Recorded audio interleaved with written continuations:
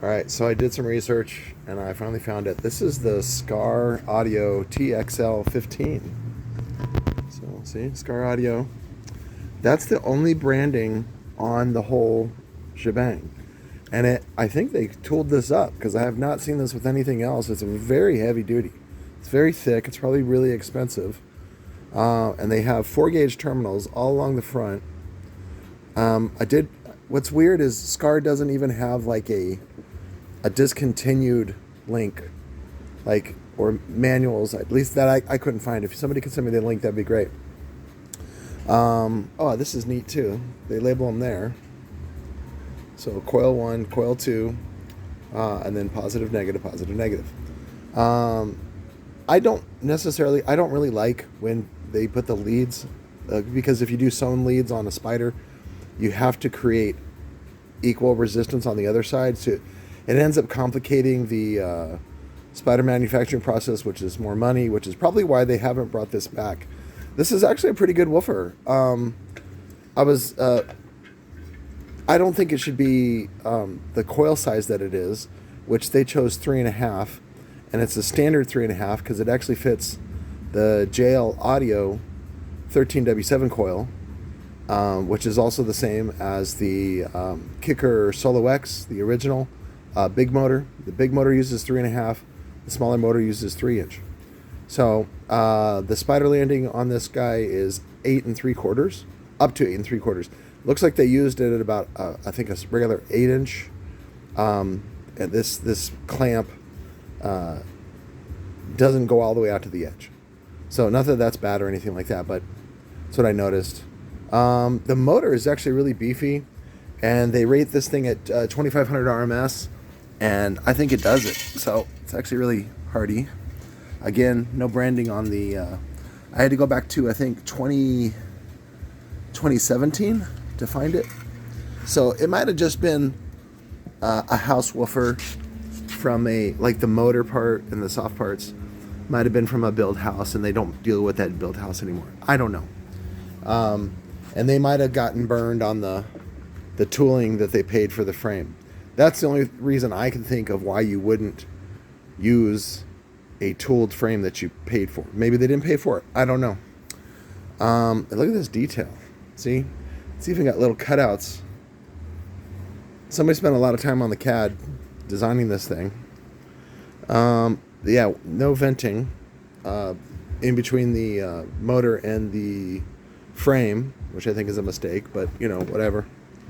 But it's really heavy duty. Bolt hole circles. It has the standard 5-inch pattern already built into it, and then the outside one is 145. And that, all I did was put this is a TI frame on a different, I think I built the guy, what was it called? The Concept CSP. And the CSP shifted in between the magnets. I'm like, there's nothing I can do about that, dude. Sorry. And so I'm having to try to fix it. In fact, the guy, I took some other stuff on trade, and he still owed like $200 to do the recone. And what we decided on was just to put the TI frame on there, which is a better choice for a 3.5-inch coil, and this thing will really rock. It'll handle close to 3,000, and it's really beefy. It's actually a really good motor. I really like it. It's bigger. It's definitely bigger than the 13W7, which costs $1,800, $2,000 now. And so, anyways, he's like, "Let me go to the ATM and I'll be back," and then he never shows back up. So I don't know how long I need to hang on to this before I claim it. But in my spare time, if I do have stuff, I'm gonna go ahead and just recone it and then put it on the shelf and hope that he comes back. So, and if he doesn't after, I think it's 6 months, then I just go, okay, it's mine. But I did want to do a review on this because it's kind of, I don't want to say it's rare because it's a manufactured item, but it's discontinued, and I thought it was odd that Skar would not have a discontinued items link, or like even JL has, like, stuff that we don't make anymore, whatever. They have a link to kind of support it, so you can find the manual or whatever. So, but I'll post the link that I did find on it, and A lot of people really liked this woofer, at least the frame design. It looks, it reminds me a little bit about like Alien, the movie. It's got that look to it. Silky, creepy. I mean, those are fins, but they're not really useful. So, but again, this is very heavy duty. Lots of material here. And then it's got the reinforcements here.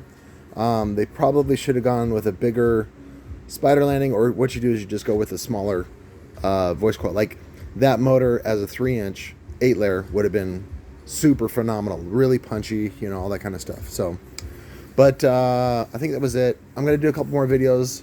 Johnny Lockwood's here. He's like, we just he spent all day.